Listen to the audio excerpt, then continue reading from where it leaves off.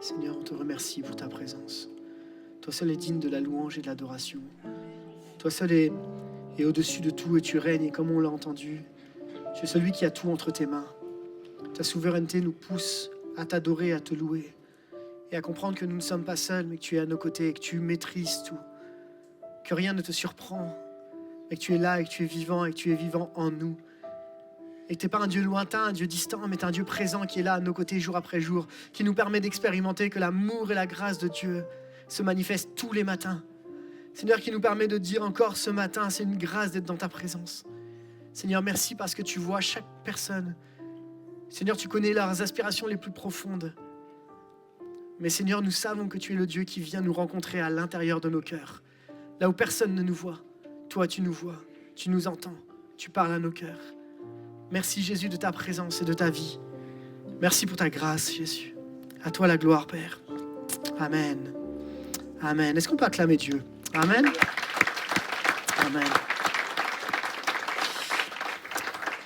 Amen. Lui seul est digne de recevoir la louange et l'adoration. Amen. Vous allez bien? Ouais.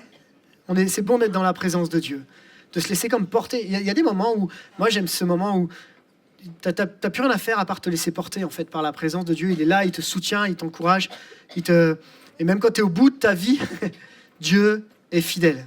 Amen. Est-ce que vous vous souvenez le thème qu'on a abordé la semaine dernière? Ou en tout cas de qui on a parlé? Comment elle s'appelle? Agar. Tout le monde se souvient d'Agar? On ne connaissait pas trop Agar et puis on a appris à la découvrir la semaine dernière. On a appris à voir un petit peu qui était cette personne-là. Et je vous remets un petit peu dans le contexte pour qu'on puisse bien se souvenir. Tout le monde a entendu parler d'Abraham. Tout le monde n'a pas entendu parler de Sarah, ou en tout cas on sait qu'il avait une épouse. Des fois on ne sait pas que c'est Sarah, mais Abraham et Sarah, ils ont eu un fils qui s'appelle Isaac. Mais avant ça, il y a une histoire entre Abraham, Agar, et de là va naître un enfant qui s'appelle Ismaël. Et tout le monde sait que dans l'église, on n'aime pas trop parler d'Ismaël. Parce que ça vient nous chercher un petit peu dans nos façons de penser, dans nos façons de voir. Parce qu'on sait qu'Ismaël est le descendant du peuple arabe. Alors est-ce qu'on a le droit de parler d'Ismaël dans l'église? Puis en fait, on se rend compte que Dieu a un plan qui nous dépasse largement. Et que Dieu connaît même le chemin qui a été pour Agar, Ismaël et les descendants d'Ismaël. Et que béni soit Dieu pour tout ce peuple qui aujourd'hui et de plus en plus découvre la bonne nouvelle de la grâce de Jésus-Christ. On peut dire amen à ça? Amen. Et aujourd'hui, je voudrais vraiment qu'on puisse continuer l'histoire d'Agar et essayer de voir la deuxième partie, Agar partie 2. Et le titre de mon message est celui-ci, quand nous ne comprenons pas le plan de Dieu. Chers amis, est-ce que ça vous est déjà arrivé de ne rien comprendre? Oui?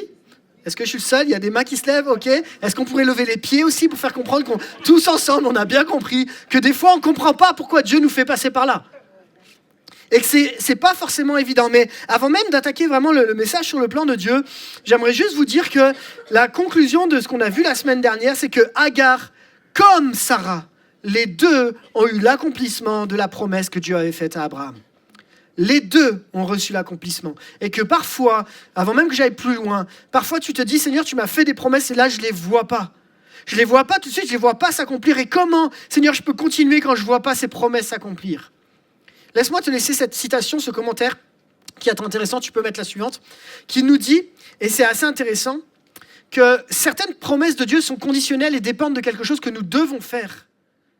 D'autres promesses de Dieu sont inconditionnelles. Et Dieu les accomplira non pas à cause de ce que nous faisons, mais à cause de qui il est. Parfois, Dieu nous demande d'être un acteur. Parfois, Dieu nous demande de mettre le pas de foi, d'enjamber la barque. Et on expérimente le miracle. Et parfois, Dieu agit d'une manière miraculeuse, non pas à cause de ce qu'on fait, mais bien à cause de qui il est. Et je voudrais juste que tu ne te décourages pas ce matin. La Bible nous dit, si la promesse tarde, commence à t'inquiéter. Non, attends-la.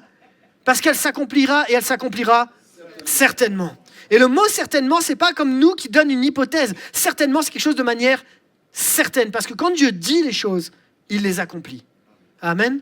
Alors tiens bon. Si la promesse tarde, tiens bon. Parce que Dieu est fidèle à sa parole. Dieu a agi pour Abraham malgré l'âge. Vous savez, je ne sais pas si vous vous souvenez, Abraham a eu Ismaël à l'âge de 83 ans. Et il a Isaac. Est-ce que quelqu'un sait quel âge il avait, Isaac? Enfin, Abraham avait pour Isaac. Il avait 100 ans, 99, 100 ans, voilà, mais il était vieux. En tout cas, ce qui est sûr, c'est qu'il était vieux. 99, 100 ans. En tout cas, ce qui est sûr, c'est que entre la naissance d'Ismaël et la réalisation avec Isaac, il y a encore 13 ans minimum, peut-être 14 ans à tenir. Et 14 ans, on sait que c'est long. On sait que ça prend du temps. Bon, tu me diras, ça fait pas mal d'années qu'il attend, mais quand même. Et la réalité, c'est que ce temps-là est quand même compliqué à vivre et la promesse met du temps à arriver. Mais par la grâce de Dieu, il y a des réalisations des promesses. Dieu agit encore aujourd'hui. Et j'aimerais qu'on puisse aller un petit peu plus loin maintenant et qu'on lise l'histoire d'Agar et la deuxième partie où on voit Agar intervenir. On va essayer de comprendre ensemble c'est quoi le moment où Agar est à nouveau confrontée à une situation délicate et comment nous pouvons comprendre que le plan de Dieu s'accomplit malgré tous les moments difficiles de nos vies. On lit Genèse au chapitre 21, verset 8, si vous avez vos Bibles. Sinon, vous pouvez regarder à l'écran, elles sont affichées. Et on essaye de comprendre un petit peu la suite de cette histoire. L'enfant grandit et fut sevré. Ici, on parle d'Isaac. D'accord ? Abraham fit un grand festin le jour où Isaac fut sevré. Sarah vit rire le fils que l'Égyptienne Agar avait donné à Abraham. Alors elle dit à Abraham, « Chasse cet esclave et son fils, car le fils de cet esclave n'héritera pas avec mon fils, avec Isaac. » Cette parole déplut beaucoup à Abraham, parce que c'était son fils. Cependant, Dieu dit à Abraham que cela ne te déplaise pas à cause de l'enfant et de ton esclave. Quoi que te dise Sarah, écoute-la, car c'est par Isaac qu'une descendance te sera assurée. Je ferai aussi une nation du fils de l'esclave, car il est ta descendance. Abraham se leva de bon matin, il prit du pain et une outre d'eau qu'il donna à Agar et plaça sur son épaule. Il lui remit aussi l'enfant et la renvoya. Elle s'en alla et se perdit dans le désert de Beersheba. Quand l'eau de l'outre fut épuisée, elle laissa l'enfant sous un arbrisseau et alla s'asseoir vis-à-vis à la distance d'une portée d'arc, car elle se disait « Je ne veux pas voir mourir mon enfant ». Elle s'assit donc vis-à-vis de lui et se mit à pleurer tout haut. Dieu entendit les cris de l'enfant. L'ange de Dieu appela Agar depuis le ciel et lui dit « Qu'as-tu, Agar ? N'aie pas peur, car Dieu a entendu les cris de l'enfant là où il se trouve. Lève-toi, relève l'enfant et tiens-le par la main, car je ferai de lui une grande nation. » Dieu lui ouvrit les yeux et elle vit un puits. Elle alla remplir l'outre d'eau et donna à boire à l'enfant. Dieu fut avec l'enfant, celui-ci grandit, habita dans le désert et devint tireur d'arc. Il s'installa dans le désert de Paran, et sa mère prit pour lui une femme égyptienne. Amen. Elle est dure, cette histoire. Hein. Ça semble complètement incompréhensible, la façon dont Abraham va rejeter. Et pourtant, quelque chose d'assez étrange, c'est que Abraham, sous le conseil de Sarah, va renvoyer Agar à Ismaël, et Dieu va dire, vas-y, fais-le. On aurait pu dire, mais Dieu, il aurait pu la garder, non ? Il aurait pu prendre soin d'elle autrement, mais Dieu va approuver un choix qui est quand même dur à vivre. Et il y a parfois dans nos chemins, dans nos vies, des moments où on ne comprend pas trop pourquoi Dieu nous fait passer par là, mais Dieu sait, même si nous, on ne sait pas. Dieu agit même quand nous, on ne voit pas. Et je sais que c'est dur à voir, c'est dur à percevoir, mais pourtant Dieu reste souverain, au-dessus de tout, et il contrôle. Et on l'a entendu dans une parole, ne t'interroge pas sur les comment. Et c'est vrai qu'on a envie de s'interroger sur les comment. Mais Dieu sait la façon dont il nous parle. Et mon premier point est celui-ci. Le plan de Dieu passe parfois par des séparations. Qu'on l'aime ou qu'on n'aime pas, qu'on en veuille ou qu'on n'en veuille pas, dans le plan de Dieu, il y a des moments dans nos vies où on a besoin d'être séparés. La promesse ne peut pas s'accomplir pour Isaac si Ismaël est encore sur le terrain. Et il faut qu'il y ait une séparation. Il faut qu'il y ait un moment, deux entités qui se créent et deux directions qui se tracent. C'est pas possible autrement parce que chacun d'entre eux a une destinée, chacun d'entre eux a un plan. Et dans ces deux plans-là, il faut qu'il y ait des séparations. Mais force est de constater que les séparations, on n'aime pas ça. Et pourtant, dans ta vie comme dans ma vie, il y a eu des moments où Dieu a dû mettre des séparations. Dieu a dû couper certaines choses. Il a fallu séparer des choses. Il a fallu que tu prennes des décisions pour te couper, pour te séparer. Je vous partage une histoire, une anecdote personnelle. Quand on était à Saint-Dizier, dans la Haute-Marne. Quelqu'un voit Saint-Dizier dans la Haute-Marne ? Lui, il y est né. Mon fils est né là-bas. Alors, en gros, vous avez la France comme ça. OK ? C'est là. C'est bon ? Ça va ?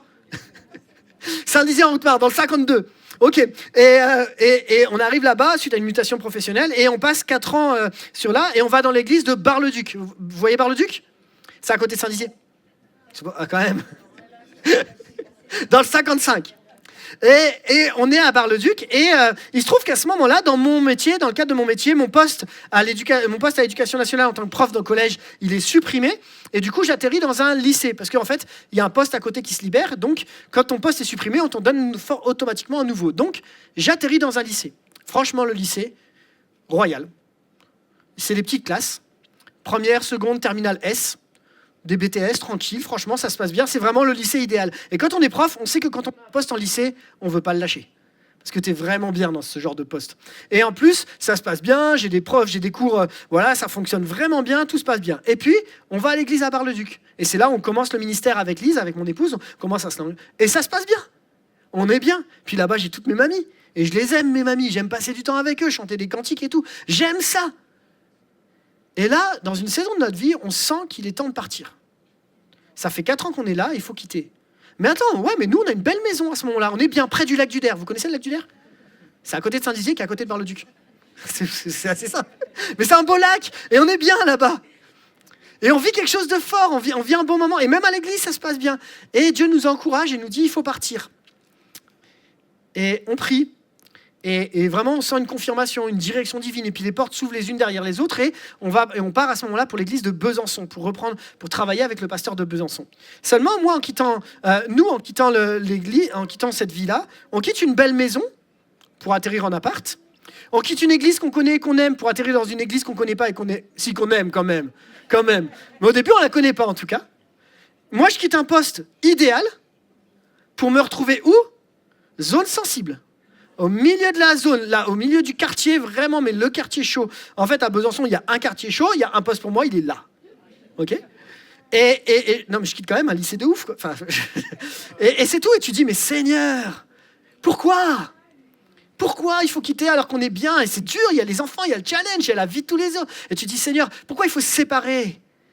Et alors qu'on arrive là, par la grâce de Dieu, effectivement, on redécouvre une autre église qu'on a aimée, qu'on a vraiment aimée.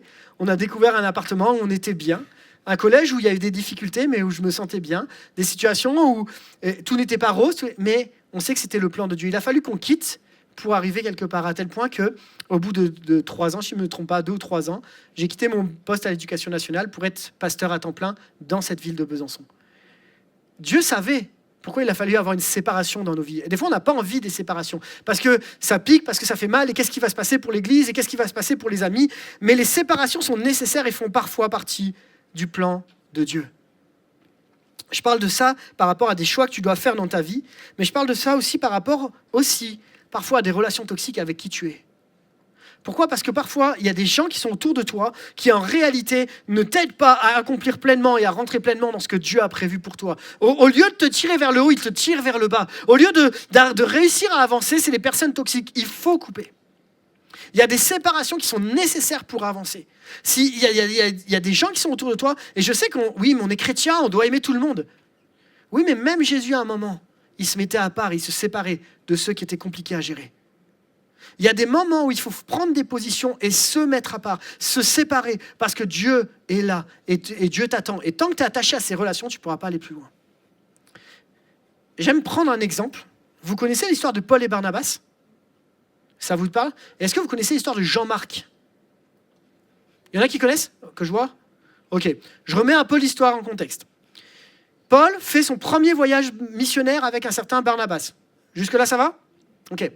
Dans l'histoire, dans le premier voyage, on apprend qu'il y a un certain Jean-Marc. Et Jean-Marc, il a abandonné Paul dans le premier voyage. Il l'a laissé tomber. Ensuite, il arrive le deuxième voyage missionnaire de Paul. Et dans le deuxième voyage missionnaire, Barnabas, qui est le cousin ou l'oncle, on ne sait pas exactement, qui est le cousin ou l'oncle de Jean-Marc, va dire à Paul, « Paul, il faut que tu reprennes Jean-Marc. » Et Paul dit, « Non. C'est niette, je le prends pas, il m'a déjà abandonné, je le prendrai pas une deuxième fois. » Et Barnabas, ça veut dire le fils de l'encouragement, dit « Mais si, laisse-lui une seconde chance, vas-y, ça se trouve... » Et Paul dit non. Et on sait, et on lit dans la Bible qu'il y a eu un moment, il y a eu un vif débat. Bon, ils se sont pris la tête, quoi. Ça a chauffé. Et ça a vraiment chauffé. Au point que Paul va partir sans Jean-Marc et que Barnabas va partir avec Jean-Marc. Ça va? Qui a tort ou qui a raison dans l'histoire? Si on réfléchit, Barnabas, dans son cœur d'encourageur, il a raison. On encourage les gens, même s'il a chuté, même si à un moment il a abandonné, même s'il n'a pas été fidèle, il a raison. Il encourage. Mais Paul, qui sait que les missions qui vont l'atteindre, qui vont l'attendre derrière, sait que Jean-Marc ne sera peut-être pas solide pour tenir ce qui va se passer. Il a raison aussi. Il n'y a pas une question, les deux ont raison en réalité. Dans l'histoire, les deux ont raison. Mais ce qui va se passer, c'est qu'il y a besoin d'une séparation là. Pourquoi? Parce que Paul ensuite va vivre quelque chose dans une prison avec un certain Silas, Paul et Silas, et on ne sait pas si Jean-Marc il aurait tenu le coup face à tout ce qui s'était passé avant. Parfois, les séparations, qu'on le veuille ou non, même si elles sont avec des gens chrétiennes, ne sont pas forcément mauvaises. Et il ne faut pas voir toujours du mauvais, mais parfois les séparations te permettent d'entrer pleinement dans le plan de Dieu. Et ma question que j'ai aujourd'hui, c'est dans mon plan à moi, de quoi je dois me séparer? Ce qui s'est passé avec Ismaël et Isaac, c'est qu'à un moment, il a fallu avoir une séparation. Et peu importe le moyen dont ça s'est passé, il y a une séparation. Je veux vraiment t'encourager. Dieu nous montre qu'à certains moments de notre vie, les séparations sont nécessaires pour rentrer pleinement là où Dieu veut qu'on aille. Amen. Ça va? Vous me suivez? On continue? Le deuxième point que j'aimerais partager avec vous, c'est que là, il y a la séparation et puis Agar se retrouve dans le désert. Et ma deuxième partie est celle-ci. Les déserts font aussi partie du plan de Dieu. Je vous le dis juste, vraiment, c'est vraiment important. Ce n'est pas parce que tu es dans un désert spirituel que tu n'es pas un bon chrétien. Ce n'est pas parce que tu es dans un désert de ta vie que tu es moins spirituel. Ce n'est pas parce que tu passes par un désert qu'il y a un moment, Dieu t'a disqualifié. Ce n'est pas parce que tu passes par un désert que Dieu a dit stop sur ta vie. Pourquoi? Parce que Jésus a été tenté dans le désert pendant 40 ans. 40 ans, ça fait un peu long. 40 jours et 40 nuits. Et que dans cette zone de désert, il a appris des choses. Et heureusement que Dieu n'a jamais disqualifié Jésus. Heureusement. C'est pas parce que tu passes par une zone de désert que forcément tu es en dehors du plan de Dieu. Pourquoi? Parce que ce qui se passe à ce moment-là, c'est que Agar va dans le désert et que Dieu va la rencontrer. Mais regardez avec moi. Le désert et la façon dont il y arrive, c'est fondamentalement injuste. Souvenez-vous de la semaine dernière, comment Dieu est capable de faire passer de l'indifférence à la considération. Agar était indifférente et était utilisée simplement pour son corps, instrumentalisé. Et Dieu lui a donné une nouvelle considération. Dieu lui a donné une nouvelle identité. Et là, à nouveau, elle est sujet à l'injustice. Et elle se retrouve dans le désert. Et tu te dis, ok, il y a un équilibre fragile dans nos conceptions théologiques entre quelle est la part de l'homme et la part de Dieu dans nos responsabilités. Vous me suivez? Quelle est la part de Agar de responsabilité? Bon, alors c'est sûr que si Ismaël ne s'était pas moqué d'Isaac, ça ne serait peut-être pas passé comme ça. Mais Agar, dans l'histoire, elle y est pour rien. Et pourtant, Dieu utilise ça et Dieu valide cette partie-là. Même les injustices, Dieu est capable de les utiliser. Ce qui est dur, mais même les situations les plus dures, Dieu est capable de les utiliser. Il n'y a pas de situation où Dieu ne connaît pas par où tu es en train de passer.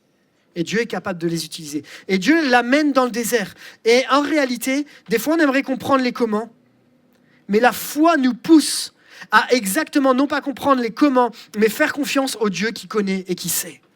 Dieu sait, Dieu connaît et Dieu nous accompagne. Amen. Et je sais que les déserts de ta vie ne sont pas évidents. Que ce soit la maladie, que ce soit la souffrance, que ce soit les blessures, que ce soit les... Je sais que ce n'est pas évident, surtout quand ça a été provoqué par une injustice. Mais Dieu est capable de venir nous rencontrer dans nos déserts. Amen. Et il va se passer quelque chose d'assez particulier quand on lit le texte. Vous avez lu avec moi le texte au début. Agar se retrouve dans le désert. Pas à cause d'elle, mais à cause de circonstances extérieures. Elle va implorer Dieu. Que nous dit le texte? Que nous dit le texte? C'est pas encore ce texte-là, je vais la mettre juste après, excuse-moi. La Bible nous dit, le texte nous dit de manière claire que Dieu a entendu les cris de qui? De l'enfant. Okay? Dieu a entendu les cris de l'enfant. Okay? Et il y a quelque chose d'assez interpellant, il y a quelque chose qui m'interpelle. Pourquoi Dieu entend les cris de l'enfant et pas les cris de la mère à ce moment-là? Pourquoi? C'est assez interpellant de voir que, alors qu'elle est au milieu de son désert, alors que tout semble incohérent et que tu ne comprends pas pourquoi. Je crois et j'en suis intimement persuadé que Dieu est fondamentalement cohérent. Pourquoi ? Parce que Ismaël, ça veut dire l'Éternel entend. Ok ? Agar, quand elle rencontre Dieu dans le désert, dans le premier épisode que vous avez vu la semaine dernière, elle rencontre le Dieu qui s'appelle Ata El Roy, le Dieu qui voit. Dieu voit Agar, Dieu entend Ismaël. Il y a de la cohérence parfaite en fait. Parce qu'elle a déjà rencontré le Dieu qui le voit, elle sait que Dieu est capable de le voir, et il entend Ismaël parce que ça veut dire que l'Éternel entend Ismaël. Et j'aimerais vraiment t'encourager. D'ailleurs, j'en profite, j'ouvre une parenthèse. Quel âge il a Ismaël là ? 13 ou 14 ans. Ça veut dire que Ismaël est pleinement conscient de ce qui... À 14 ans, on est 13 ou 14 ans, on est conscient. C'est pas un bébé qui est en train de mourir et qui n'est pas capable de la conscience qu'il est en train de mourir. Là, il est pleinement conscient que là, c'est la fin de sa vie. Et on peut supposer à ce moment-là que tu as un ado, et je bénis Dieu pour les ados, qui ose, à un moment, oser implorer Dieu et que Dieu est capable d'agir. Parce que Dieu a entendu le cri d'un ado. Amen. Et mais Dieu n'a pas oublié. Dieu a vu la maman, il a entendu l'enfant. Et c'est ça que je veux qu'on apprenne à comprendre, c'est que dans nos déserts, Dieu va nous parler en fonction de la façon dont on connaît Dieu. Dieu va se révéler à toi de cette façon dont il t'a déjà rencontré, parce que c'est ça qui va te rassurer. Agar avait besoin de revoir le regard de Dieu, ce même regard qui était là quelques semaines avant, quelques mois avant, quelques années du coup, pour le coup. Et Ismaël est celui que l'Éternel entend. Et Dieu va l'entendre. Et ça, c'est tellement fort. Comment Dieu est capable de te voir dans tes déserts et même de t'entendre. Et il va parler. Il te voit et il parle. Il dit, qu'as-tu, Agar ? Comprenons que les sens sont développés à ce moment-là. Il y a l'ouïe, il y a le et la parole. J'arrive plus à trouver les 5 sens. Vous avez compris. Tout ce que je veux dire, c'est qu'à ce moment-là, Dieu est capable à la fois de voir, d'entendre et de parler. Et de dire, n'aie pas peur. Mais dans nos déserts, nous, on a du mal à voir. Pourquoi ? Et c'est la citation, tu peux la mettre, c'est la suivante. Regardez ce que nous dit Spurgeon. Comme dans le cas d'Agar, la source de leurs besoins est proche. Bah oui, parce que le puits, il est juste à côté. Enfin, on ne sait pas parce qu'elle ne le voit pas. Le puits est proche. Deuxièmement, il arrive souvent que cette réserve soit aussi présente que si elle avait été prévue pour eux et pour eux seulement, comme ce puits semblait l'avoir été. Troisièmement, il n'est pas nécessaire de faire de grands efforts pour se procurer tout ce que l'on veut à partir de la réserve déjà constituée par Dieu. Elle remplit sa gourde d'eau, ce qui était pour elle une tâche joyeuse, et elle donna le boire à l'enfant. Qu'est-ce qui, à ce moment-là, empêche Agar de voir ? 2 choses, et ce qui nous parle à nous. La souffrance, c'est-à-dire qu'elle a plus envie de voir. Elle dit que je ne vois pas l'enfant mourir. Et on peut le comprendre dans son cœur de maman. On peut le comprendre, tu n'as pas envie de voir ton enfant mourir. Et la souffrance est tellement dure que finalement, elle n'arrive plus à voir. Mais si tu veux, ça te ferme tellement les yeux à cause de ta souffrance que tu ne vois plus la solution non plus. Avez-vous remarqué que dans nos déserts, dans nos moments compliqués, on est tellement obnubilé par les combats qui sont là qu'on n'arrive même plus à voir les solutions que Dieu peut nous proposer. Parce que notre foi est déterminée par ce qu'on voit. Et comme on ne voit plus rien, on n'avance pas. Et je veux vraiment qu'on puisse encourager les uns les autres. Face à ta souffrance, Dieu veut te rencontrer. Dieu veut te donner sa voix. Dieu veut te dire qu'il te voit. Et face à la solution, Dieu veut t'ouvrir les yeux. Et si ce matin, on avait besoin de faire comme ce chant qui nous dit « Ouvre les yeux de mon cœur » pour que je vois comme toi tu vois dans mon désert. Oui, je crois que dans chacun de nos déserts, et je me mets vraiment dedans, Dieu a une source de provision qui va donner vie à même ceux qui sont autour de nous, à même nos enfants, qui va donner vie afin que tu puisses nourrir d'autres et qui va apporter des sources de vie, des sources rafraîchissantes et qui va donner vie à ceux qui sont autour de toi afin que la promesse qui a été faite puisse s'accomplir. Dieu a placé des sources dans ta vie et je prie que Dieu puisse t'ouvrir les yeux afin que tu les vois, ces sources. Amen. Je ne sais pas où elles sont, mais cette semaine, alors que tu vas prier, demande à Dieu qu'il t'ouvre les yeux, qu'il ouvre les yeux de ton cœur afin que tu puisses voir les sources que Dieu a prévues pour toi. Si je résume ces 2 premiers points. 1, vous les connaissez les 2 premiers points qu'on a vus ensemble ? Le premier point et le deuxième point. Le premier point, c'était quoi ? La séparation. Parfois, dans le plan de Dieu, il y a des séparations, mais ne t'inquiète pas de ce dont tu te sépares parce que Dieu connaît la suite. Et le deuxième point, les déserts. Le plan de Dieu est souvent fait de séparation et de désert. Mais dans ces 2 situations, Dieu reste toujours celui qui voit, celui qui entend. Amen. Ne te décourage pas dans ton désert. Dieu voit, Dieu entend, le regard de Dieu est posé sur toi. Amen. On continue? J'aimerais arriver à ma troisième et dernière partie, pour qu'on comprenne ensemble que le plan de Dieu est bien plus large que ce que nous voyons aujourd'hui. J'aime à dire souvent, je le dis, je le répète assez régulièrement, mais moi ce que j'aime, c'est que quand je veux avoir la fin de l'histoire, je tourne les pages de la Bible. Et t'as la fin. Ça va vite, parce que tu vois, tu passes et puis tu vas là. C'est comme quand tu lis Job. Il y en a qui ont déjà lu le livre de Job. Des fois c'est long, hein. C'est long, tu lis, puis tu dis, mais... Et puis en plus, les gars, ils parlent, et puis... Des fois, tu as envie de juste tourner les pages, tu vas au chapitre 42, tu dis, ah, ouf, ça se termine quand même bien. Seulement, Job, au moment où lui, il est en train de vivre ce truc, il ne peut pas tourner les pages de sa vie. Tu es obligé de vivre le présent. Et j'aimerais juste nous encourager à dire que Dieu voit plus large que nous. Il y a un chant qui dit, il connaît la fin dès le début. C'est-à-dire qu'il connaît la fin de ta vie. Il sait que le désert par lequel tu es en train de passer, ça reste une saison de vie. Même si c'est dur, c'est une saison de vie. Et les déserts ont des fins. Dieu ne nous a pas appelés à vivre dans le désert constamment. Même Jésus n'y est pas resté. Jésus n'est pas resté non plus dans la mort. À un moment, il est sorti. Mais pourtant, il est quand même passé par la mort. Il y a des saisons de vie qui sont des saisons difficiles, qui sont compliquées. La Bible nous dit, vous connaissez ce psaume 23 que j'aime particulièrement, qui nous dit « L'Éternel est mon berger, je ne manquerai de rien ». Okay, jusque-là, on est super content. Ça nous plaît. Il me fait reposer dans les verts pâturages. Ça, c'est OK. Puis après, quand tu dis quand je passe dans la vallée de l'ombre de la mort, ça, c'est moins OK. C'est une réalité. Tout, homme, femme, on y est tous. Par contre, ce qui est réel, et ça, c'est bon, c'est que quand je passe par la vallée de l'ombre de la mort, je ne crains aucun mal. Car tu es avec moi. Le plan de Dieu est plus large et il sera toujours avec toi, tant que tu lui fais confiance et que tu t'accroches à lui. Alors, voyons un petit peu plus loin pour notre ami Isaac, pour notre ami Ismaël, pour Agar, pour etc. On prend une grosse respiration parce que la partie suivante, elle est un petit peu... elle vient nous chercher un petit peu. Nous, on connaît toute l'histoire de l'Ancien Testament. Mais la Bible nous dit que l'Ancien Testament, c'est l'ombre des choses à venir. C'est-à-dire, c'est quoi? C'est des textes qui ont été donnés et des histoires qui sont arrivées pour notre enseignement aujourd'hui. Et donc, Paul, particulièrement l'apôtre Paul, va tirer un enseignement de l'histoire d'Ismaël et d'Isaac. Et Paul va tirer un enseignement très important pour nous aujourd'hui. Et c'est là qu'on se rend compte que derrière ce qui s'est passé avec Isaac et Ismaël, il y a encore plus large que Dieu veut nous amener à comprendre. Et là, on va voir ce que Paul nous dit sur ce texte-là.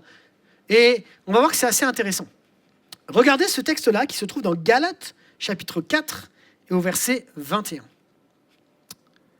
Paul nous dit, « Dites-moi, vous qui voulez vivre sous le régime de la loi, ne comprenez-vous pas ce que déclare la loi?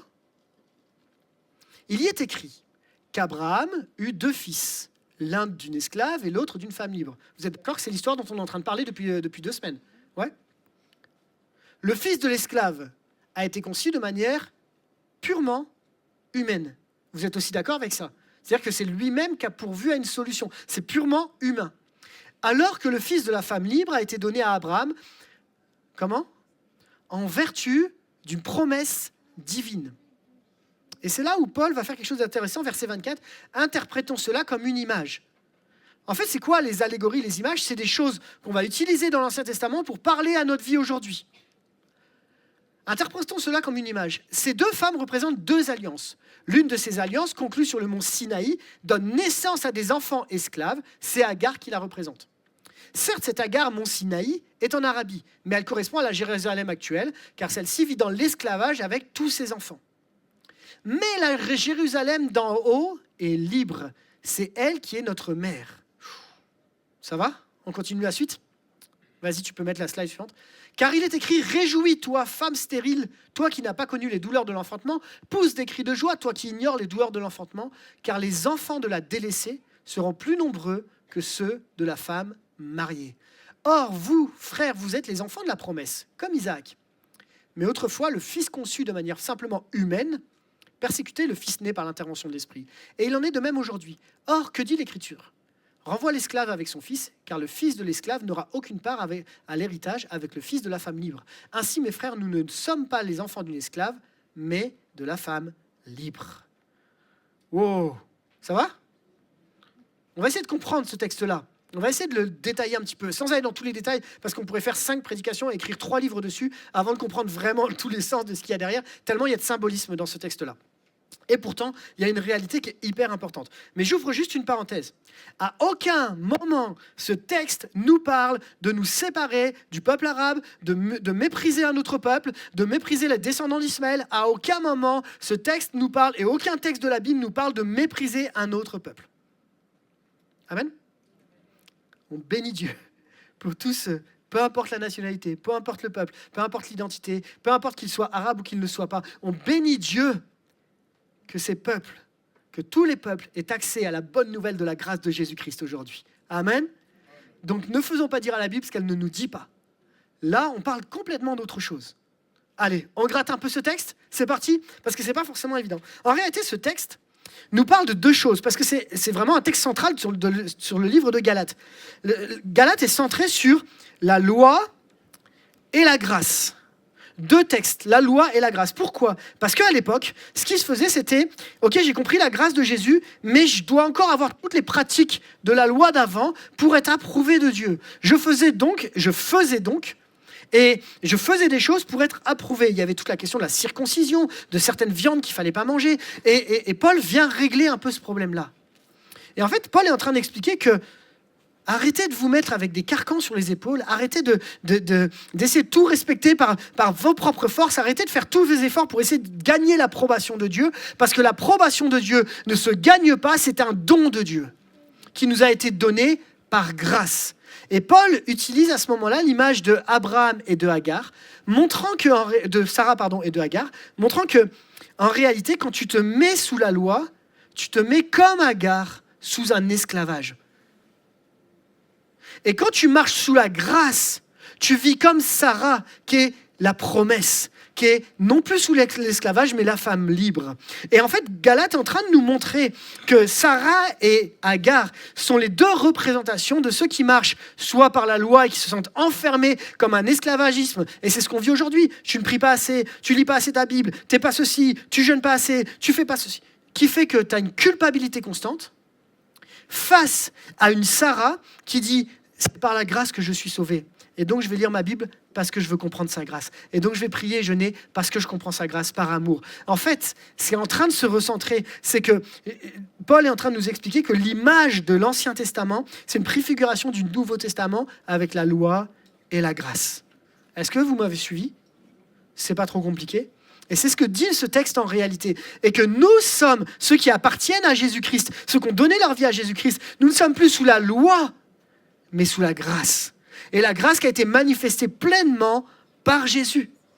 Et c'est pour ça que Dieu nous accompagne à aller plus loin. Regardez ce que dit ce texte. Tu peux mettre le texte suivant, qui est dans Galates 5.4. Vous qui cherchez à vous faire déclarer juste par Dieu en accomplissant la loi, c'est-à-dire en faisant des choses, vous êtes séparés du Christ. Waouh, c'est dur. Ça veut dire que la façon... Si toi, tu choisis de faire des choses pour obtenir la grâce de Dieu, en fait, tu remplaces le sacrifice de Jésus. C'est pour ça que tu es séparé de Christ. Par contre, vous n'êtes plus sous le régime de la grâce. Bah oui. Parce qu'en fait, la grâce, tu n'en as pas besoin, puisque toi-même, tu peux te sauver. Vous comprenez ce que je veux dire ? Mais si on va au verset 5, quant à nous, et je parle ici à l'église de Bourgoin, je parle ici aux disciples de Jésus qui ont compris la grâce de la bonne nouvelle de Jésus-Christ. Quant à nous, notre espérance, c'est d'être déclarés justes devant Dieu. Comment ? Au moyen de la foi. Telle est la ferme attente que l'Esprit fait naître en nous. Car pour ceux qui sont unis à Jésus-Christ, ce qui importe, ce n'est pas d'être circoncis ou incirconcis, c'est-à-dire le respect de la loi à l'époque, mais c'est d'avoir la foi, une foi qui se traduit par des actes.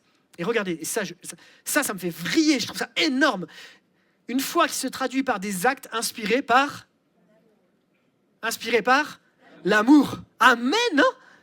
En réalité, c'est là où tu vois la différence. Tu ne fais pas les choses pour Dieu parce qu'on te dit de les faire de manière bête et méchante, mais tu fais les choses par amour parce que tu as compris la grâce de Dieu.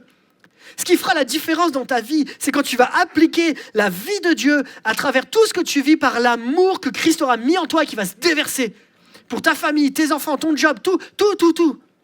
Et c'est ça la différence. Et vous voyez et vous comprenez, c'est quand même génial. C'est que l'histoire de Sarah et de Agar va bien plus loin que cette seule histoire qu'on a dans Genèse.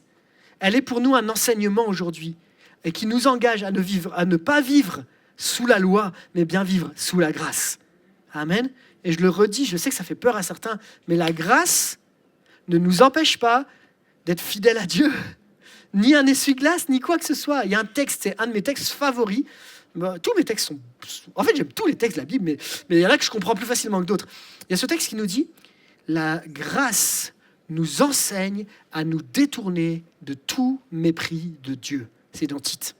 La grâce nous enseigne, non pas la loi, mais la grâce nous enseigne à nous détourner de tout mépris de Dieu. C'est pour ça que quand tu aimes Dieu, tu fais pas n'importe quoi avec ton corps, avec tes pensées, avec ta façon d'agir. Parce que tu aimes Dieu. Tu es inspiré par l'amour de Dieu. Est-ce que je peux entendre un amen à ça? Amen. Moi, ça me fait vriller. Moi, j'aime ça. Amen.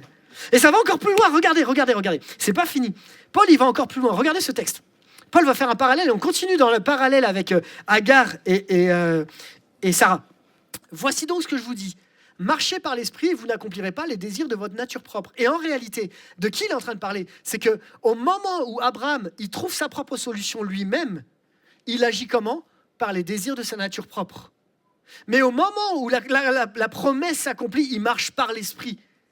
Parce que ce n'est pas lui qui fait, c'est la foi. Sa foi en Jésus. En effet, la nature humaine a des désirs contraires à ceux de l'esprit. Et l'esprit a des désirs contraires à ceux de la nature humaine. Ils sont opposés entre eux de sorte que vous ne pouvez pas faire ce que vous voudriez. Cependant, si vous êtes conduit par l'esprit, vous n'êtes plus sous la loi. Et ce que Paul est en train de nous dire à travers ce texte, c'est qu'il y a un combat entre la chair et l'esprit, mais que même si Abraham s'est planté à un moment de sa vie, et qu'il a fonctionné par la chair, qu'il a fonctionné par ses propres moyens, comme ça peut tous nous arriver, il y a moyen de changer, et que Dieu agit quand même, que Dieu est fidèle quand même, et que Dieu nous encourage à marcher non plus sous la chair, mais selon l'esprit. Et vous savez quoi? Même si Abraham a fait une erreur dans sa vie, Dieu a quand même béni Ismaël. Ben oui. Dieu a quand même béni Isaac. Ben oui. Et la réalité, c'est que Abraham fait partie de la liste de Hébreux 11. Qui c'est qui a déjà lu Hébreux 11? Je vous encourage à le relire à la maison. Hébreux 11, c'est les héros de la foi. Et Abraham fut déclaré juste à cause de sa foi. Il fut déclaré juste à cause de sa foi. Abraham eut foi. Non, mais attends, il a fait une erreur. Ouais, mais Dieu ne tient pas compte. Dieu n'est pas en train de dire Abraham n'était pas ceci, n'était pas cela. Non. Abraham fut considéré juste à cause de sa foi. Amen. Je résume mon message. Pourquoi, des fois, on ne comprend pas le plan de Dieu? Parfois, on ne comprend pas le plan de Dieu parce qu'il y a des séparations qui sont nécessaires et on n'a pas forcément envie. Et Dieu nous encourage à prendre des positions radicales.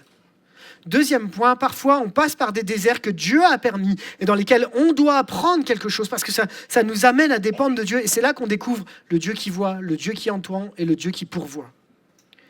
Et parfois on ne comprend pas le plan de Dieu parce que le plan de Dieu est bien plus large que ce que tu vois là à l'instant T. Dans ces trois situations, dans les séparations, dans les déserts et dans les incompréhensions du plan large, Dieu nous demande une chose: place ta foi en Jésus. Fais le tour de la montagne, même si de la muraille, même si tu ne vois pas Jéricho tomber. Marche par la foi au milieu de tes déserts. Continue, persévère. Je vais demander à Wilfried si tu veux bien remonter. Et on arrive à notre conclusion. Ma conclusion est celle-ci. Ça fait 2 dimanches que je vous parle d'Agar. Et je crois que c'est vraiment quelque chose qu'on a besoin d'entendre. L'histoire d'Agar nous encourage sur bien des domaines. 1. Dieu te voit et te connaît. Tu n'es pas indifférent. Et il est capable de te rendre ta dignité. C'est ce qu'on avait eu la semaine dernière. Deuxième point, parfois dans les zones d'incompréhension du plan de Dieu, il y a des séparations, il y a des déserts, et ça fait partie du plan de Dieu. Mais dans ces séparations et ces déserts, Dieu nous rappelle qu'il est là, qu'il est présent, qu'il nous accompagne. Et je le répète, vraiment c'est important. C'est pas parce que tu vis des séparations et des déserts que tu es moins spirituel. C'est que dans ces situations-là, Dieu permet de changer les situations pour t'amener à expérimenter la direction divine.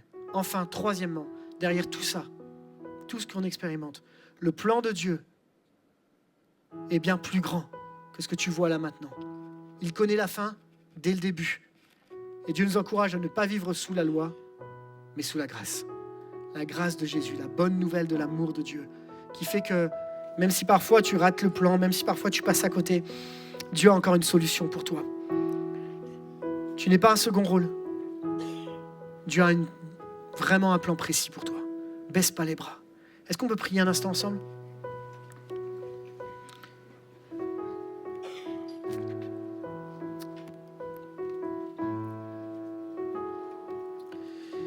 Et ce matin, je voudrais juste qu'on puisse prendre le temps de se poser un instant. Et peut-être ce matin, tu es venu en disant, Seigneur, je ne comprends rien à ma vie. Je n'ai pas les solutions et je ne sais pas ce que je dois faire avec tout ce qui m'arrive. Je voudrais vraiment t'encourager en te disant que Dieu te voit. Le Dieu qui a vu Agar, c'est le même Dieu qui te voit encore aujourd'hui. Dieu entend les cris de tes enfants. Dieu entend les cris de ceux qui sont au bout. Il y a peut-être ce matin un point dans ta vie où tu as besoin de faire une coupure, une séparation nette avec une situation. Tu as besoin de te couper, tu as besoin de dire maintenant c'est stop avec cette relation parce qu'elle est toxique dans ma vie et ça m'empêche d'avancer avec Dieu. Et Dieu te dit c'est maintenant le temps de la séparation, tu dois faire un choix. Parce que là tu marches avec un boulet, tant que tu n'as pas fait cette séparation, eh bien tu ne peux pas avancer plus vite, tu ne peux pas aller plus loin. Dieu veut t'encourager en te disant il y a des zones dans ta vie où tu ne comprends pas, mais lui il est au contrôle, il voit les choses de manière plus large, plus grande. Il veut simplement que tu mettes ta foi à nouveau en action. Et j'aimerais prier pour toi. Seigneur, je te prie pour chaque personne qui est là dans ce lieu. Face à nos incompréhensions, nos doutes, face à tout ce qui nous paraît complètement surprenant, tu as accompli ta promesse aussi bien pour Agar que pour Sarah. Tu as été fidèle et tu es fidèle encore aujourd'hui. Seigneur, je te prie vraiment de venir encourager, fortifier celui qui passe par le désert. Je te prie de poser ta main là maintenant sur sa vie afin qu'il entende la voix de Dieu qui lui dit « N'aie pas peur. N'aie pas peur parce que je vais ouvrir une source d'eau. » Je te prie que tu puisses ouvrir les yeux de ceux qui sont comme bloqués là aujourd'hui. Que tu puisses nous ouvrir les yeux ensemble, qu'on puisse voir, Seigneur, des solutions comme on n'a jamais vu. De manière miraculeuse, tu puisses faire apparaître des choses de manière miraculeuse parce que tu es le Dieu des miracles. Je le crois. Seigneur, je te prie, Jésus, que celui qui a besoin de couper soit animé d'une force particulière.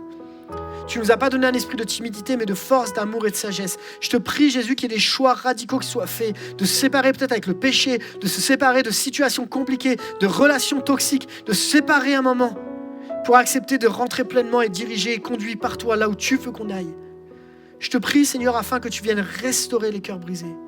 Et dans tout ça, je te prie que tu développes en chacun d'entre nous une foi renouvelée pour comprendre que même si nous, on ne comprend pas le plan de Dieu, toi, tu vois de plus haut, tu es au-dessus et tu règnes. Merci Jésus parce que tu nous encourages à persévérer, tu nous encourages à ne pas nous poser les questions des comment, mais tu nous encourages Seigneur, à mettre notre foi en toi. Merci Jésus. Amen.